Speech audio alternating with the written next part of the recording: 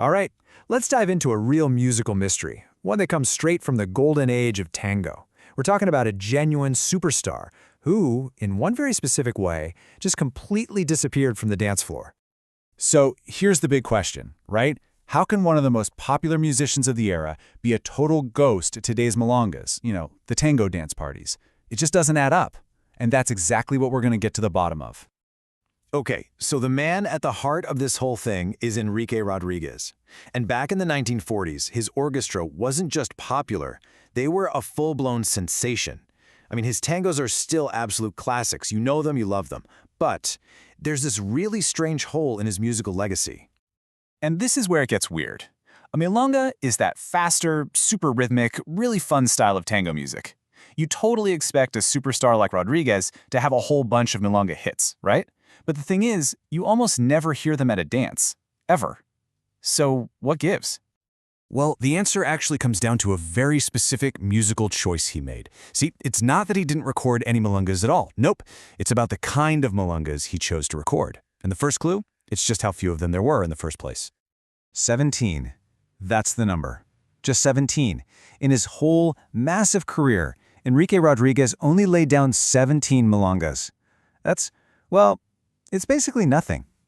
But the real problem wasn't even the number. It was the style of those songs. You see, a lot of his milongas were actually what's called Milonga Candombe. Now, Candombe is a rhythm with these incredibly deep, amazing roots. But for a tango dancer, that complex, syncopated beat can be a real headache to try and follow on the floor. It's fantastic music to listen to, for sure. But to dance to? Not so much. So put yourself in the shoes of a tango DJ. You've got this tiny list of 17 songs to start with. Then you have to throw out all the tricky, rhythmically complex candombe ones, and what are you left with? Basically nothing. Not enough to build a solid, cohesive set for the dancers. So for decades, DJs just skipped them. It was easier. But what if there was a perfect set of songs just hiding there, in plain sight all this time? Well, that's exactly what a musical curator found. After getting their hands on some really high-quality recordings and taking a closer look at those few non-candombe tracks, a little gem started to emerge. Okay, before we get to the big reveal, let's quickly talk about a key concept, the Tanda.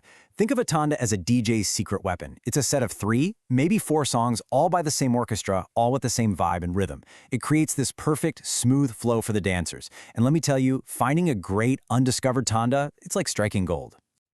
And here it is, the discovery.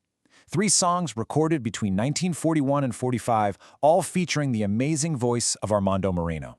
But check this out. Look at the beats per minute, 106, 107, 107. They're practically identical.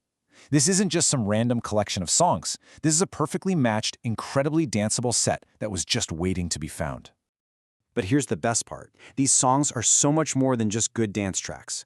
Each one tells its own little story, and together, they paint this incredible picture of what life was like in Buenos Aires back in the 40s.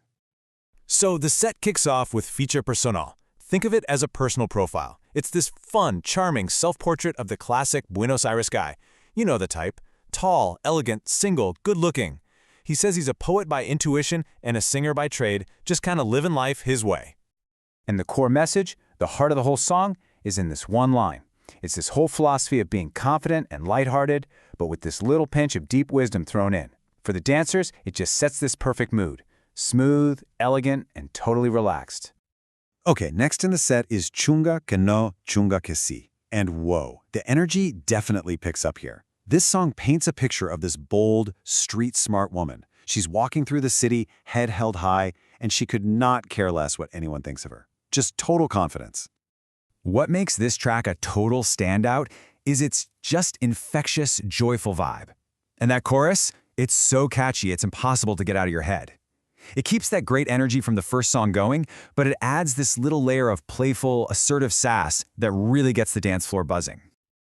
All right, for the final song, Cuando hablen del domingo, we switch gears and dive into another huge part of Argentine culture, horse racing. The story is about a guy warning his friend, hey, don't get carried away by the promise of an easy win at the track because, well, nothing in life is ever a sure thing, is it? And that key phrase, it's not a race, becomes this really powerful metaphor. It's saying that life itself, just like a horse race, is unpredictable. It's full of chance, and things that are just out of our hands. It's such a thoughtful, almost philosophical way to end the Tanda, mixing that little bit of hope with a dose of reality. So, okay, we found this great set of 80-year-old songs. But why does it actually matter? Well, because finding music like this isn't just about looking backward. It's not just nostalgia. It makes our experience right now, on the dance floor today, that much richer. And you know what? The proof is right there on the dance floor. When DJs play this Tanda now, people absolutely love it. You hear dancers talking about its unique energy, its character. It's a breath of fresh air from the same old songs, and it connects with everybody.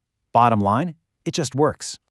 When you get right down to it, rediscovering music like this does 3 really important things. 1, it brings a totally new and refreshing flavor to the dance floor.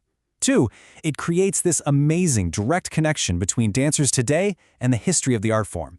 And 3, it's just a great reminder of how joyful it can be to be curious and to dig for hidden treasure. And that really just leaves us with one final thought. Finding this perfect lost Tanda, it proves that the archives of history aren't just dusty, dead things. They are absolutely full of treasure, just sitting there, waiting for someone curious enough to come along and put the pieces together.